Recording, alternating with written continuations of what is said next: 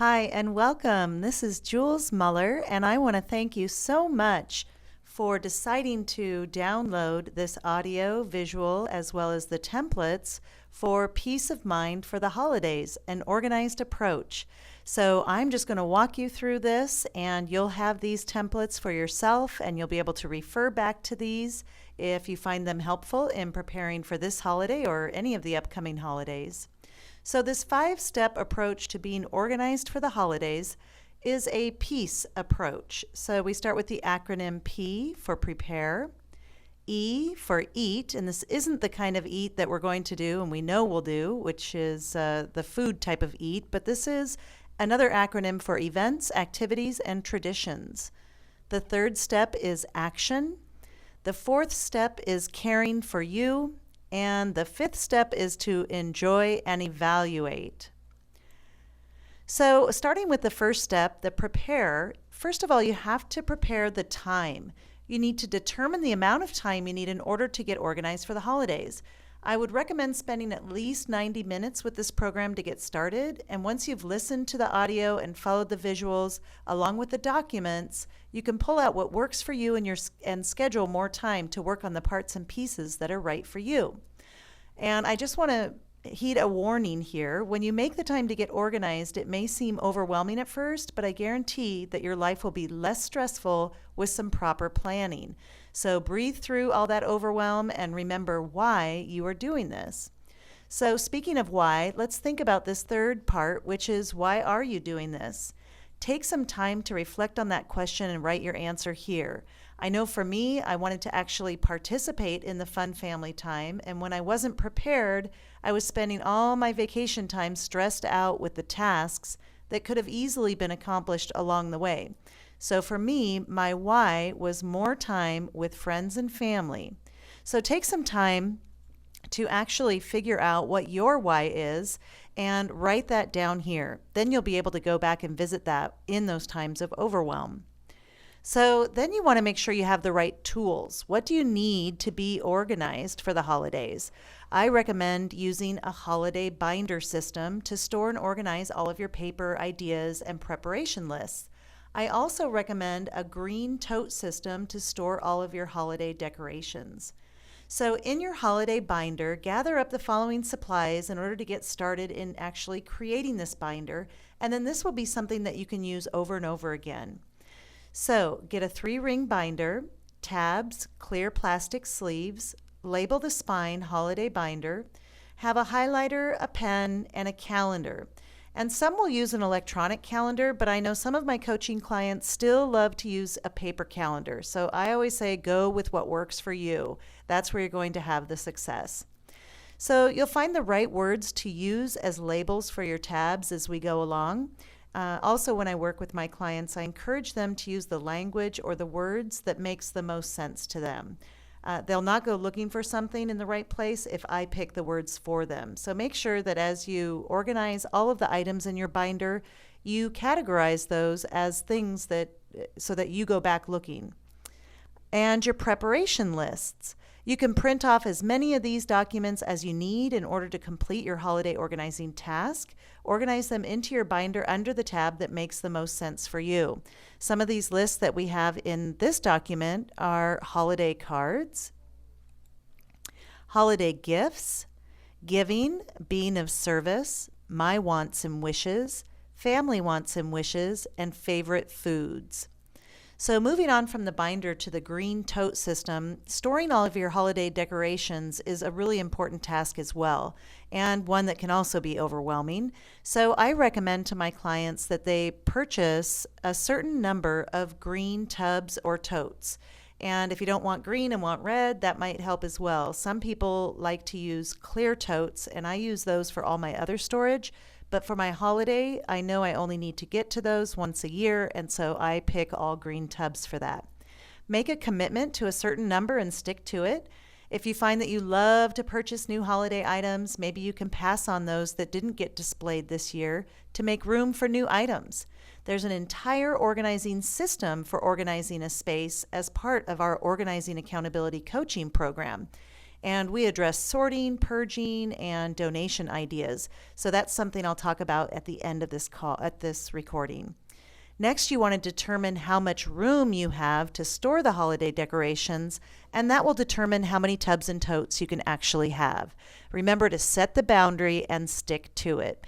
To give you an idea, I have 6 green holiday tubs, and we're a family of 4, and that seems to work well for all of our holiday decorations, for the trees, for the home, as well as for our stockings and little display items that we have. Now, if you have a huge home, you may have a lot more tubs than that, but make sure that you have this ample storage space for those totes before you determine how many that you actually want to keep. Okay, moving on to step 2, which is E, and this is our our EAT, event, activities, and traditions. So throughout this process, you can think about the different events during the holidays. So make a list of the events that you hold or attend during the holidays. And I've listed a few here as an example. So dinner at our house, white elephant gift exchange at work, lighting of the Christmas tree downtown, or a holiday parade. So some of these events may also be ones that you do. The next one is activities. Make a list of all the activities you do during the holidays. I've listed a few activities to get you started. So maybe a movie marathon with friends and family, board games and cards, or feeding the homeless. Maybe your family decides to go out and do that during this time of year. And then the traditions. So making a list of the traditions that you want to remember year after year is an important task as well. So determine which ones you will do this year. Maybe cutting down the Christmas tree and stopping for hot chocolate on the way home. Black Friday shopping, which takes place very soon. Making ornaments out of dough art, or opening one present on Christmas Eve. So I'm sure you and your family and friends have a list of traditions that you can add as well. So then you want to circle or highlight the ones that you agree upon as a family and schedule them into your calendar. Keep this list for next year as a starting point. So now we move on to step number 3, which is A for action. It's time to get to work. Determine which preparation lists you'll use and start to fill them out. Identify all the tasks necessary in order to have a fantastic holiday and make it a goal to delegate as many of those items as possible. So in this document, I've included the 5 Ds, and it's a template for delegating, delay, delete, double up, and do. And I'll go over that in a little more detail when we come to that template. And then you want to modify the 5D approach once you have your initial list of tasks. The next step is C, caring for you. So what do you need to be working at 100%? How about having PMA? That's a positive mental attitude. What does that mean for you? Filling your tank so that you can be of service and support to others during this holiday season is really important. And our final step is E, enjoy and evaluate. Stress-free holiday season with preparation, as well as evaluate what went well and what you'd do differently next year. So that's the 5-step process. Now we're getting into our preparation lists. So the first one that we talked about in our 5-step process is the holiday card list. And I stopped using this template about 4 years ago when I discovered a system that would allow me to save my contacts into a group online, create a real paper greeting card with my family photos and text, save the card, and send it to my entire holiday list with a click of the button. This system is called Send Out Cards. They will print, stuff, address, and mail your holiday cards for you at an affordable price with the highest quality. I encourage you to connect with someone you know who represents this product and sign up for this amazing service. If you've never heard of Send Out Cards, I'd be happy to share it with you. But always, I'd like to encourage you to go back to the person that shared it with you first. If not, you can check it out at peaceofmindcards.com. So if you decide not to use this great organizing system, simply use this preparation list here. List the names of the people you intend to send holiday cards to. Make sure to add names of people who send you cards as well so that you don't forget them next year. A lot of you who have an electronic system also will not need to use this template, but it's also a great place to just jot down names or have it with you so that you can add those electronic addresses as well. The next is the holiday gift list. You can use this template to keep track of who you're shopping for and what you're going to get them. What I like to do is put the names of all the people that I need to shop for, and as I speak with each of them or receive emails or texts with different gift ideas, I'll list those right next to their name. And then I'll put the purchased gift in this column. So I may have 5 or 6 different ideas for one person, and then I'll list what I actually purchased them in the third column. Giving back and being of service to others is really important this time of year and all throughout the year. So what can you do during the holiday season to think about giving back to others or being of service in one way or another? Take some time to brainstorm by yourself or with your family and make a list here. Once you have the entire list, determine at least one thing you can do to make a difference. I've included a couple of ideas to get you started, but the sky is the limit. So really take this time and set a timer for 2 or 3 minutes and really just brainstorm as many ideas as you can think of that would be a great thing to do for someone else. Ideas to get you started are feeding the homeless, making cookies for my service providers, so garbage, mail, etc., sending cards to the military who can't come home for the holidays, and I just encourage you to keep going, and then find a friend or a family member that's willing to do one of these service things with you. It'll feel great. So then you get into what your wants and wishes are for the holiday and what your friends and family want and wishes for the holiday. So I use this document to list the wants and wishes for yourself and wants and wishes for others. Have each member in your family fill in a separate template. The wants and wishes for yourself include items that you would like to have, and the wants and wishes for others include things that you would like to have other people give to your charities. I've listed a few to get you started here as well. So my wants and wishes would be these great turquoise boots from the Country Outfitters, instant flavored coffee because I've since donated my coffee pot, and movie tickets. Those are things that I like. But my wants and wishes for others would be possibly dog food that we could donate to the Humane Society, or new toys for a toy drive for kids, or money or food to feed a family. So think about the things that you want to support during this holiday season, and when you're giving your gift ideas to other people, let them know that it would be great if they wanted to donate something in your name to your charity.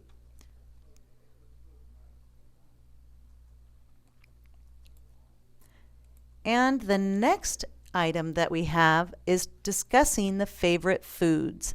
You'll have many opportunities to eat this holiday season, so take a moment to list your favorite foods in the different categories.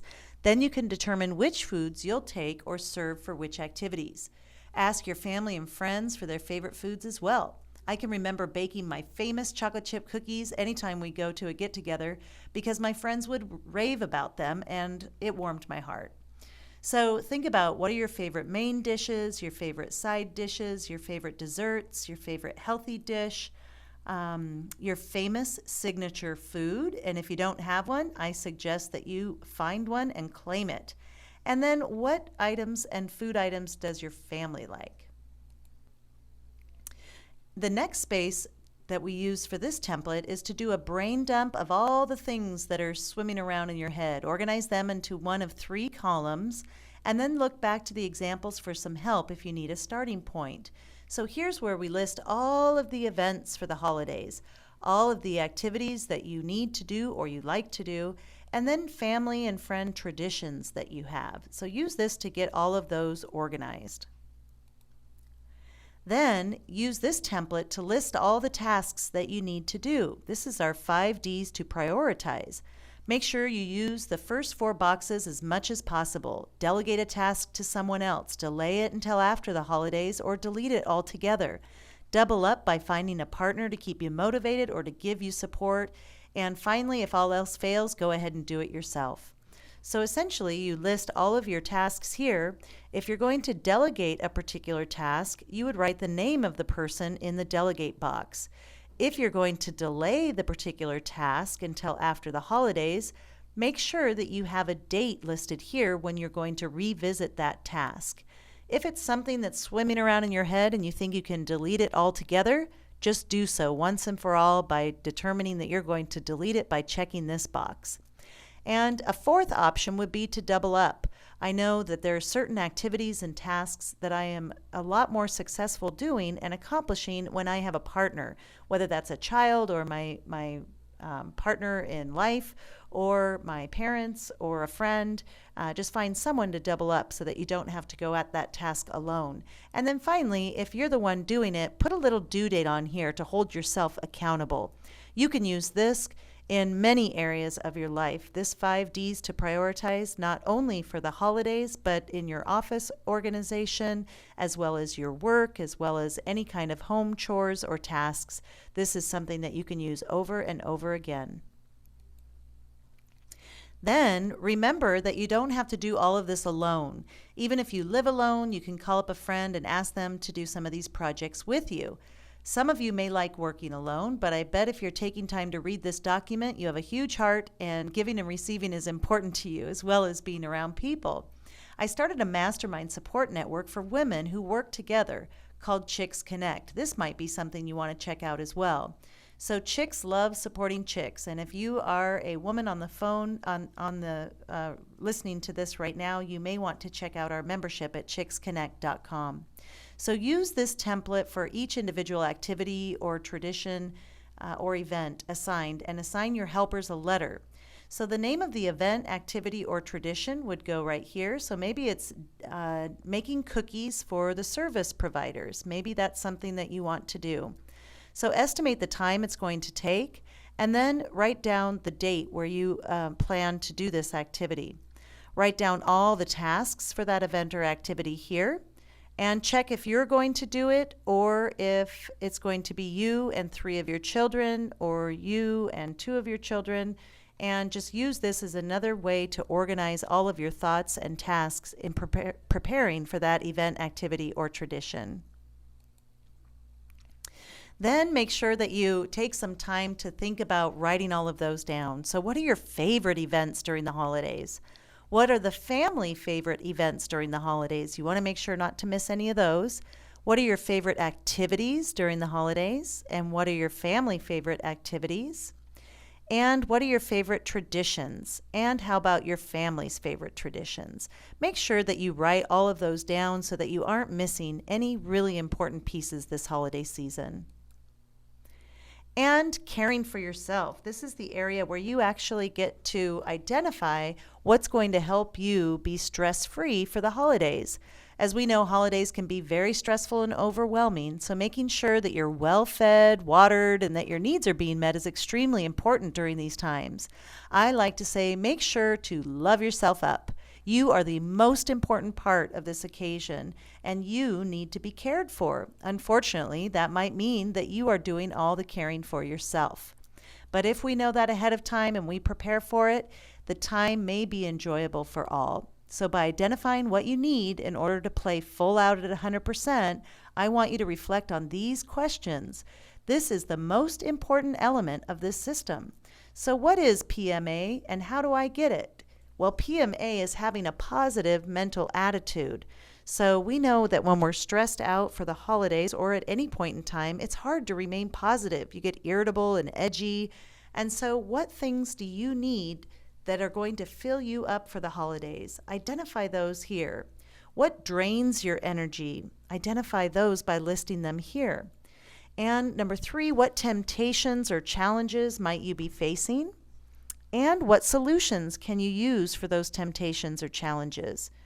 Who can you reach out to for support? And list here the must-haves and the must-dos in order to be at 100%. And things like that might mean, you need to have a complete breakfast. You need to be well hydrated. You need to have time to exercise, even though things are very busy right now. So what are the things that help you to play out at 100% and be really engaged and present during the holiday season. Make sure that you list all of those and that you're scheduling those in first, because if your energy is drained and you're not working at 100%, it's going to be really hard for you to accomplish all the things that you need to this holiday season. And finally, our last step is to enjoy and evaluate. With preparation, you can and will enjoy the holiday season. Take some time to fill out this evaluation and keep it in your holiday Get Organized binder so that you can start here next year and work to avoid some of the challenges or stressors of the year before, while incorporating and building on all the fun and family and faith. So what was your favorite event? You want to make sure that you do that again next year. What was your favorite activity? And how about that favorite tradition? What do you really want to ingrain in your family time and time again, year after year?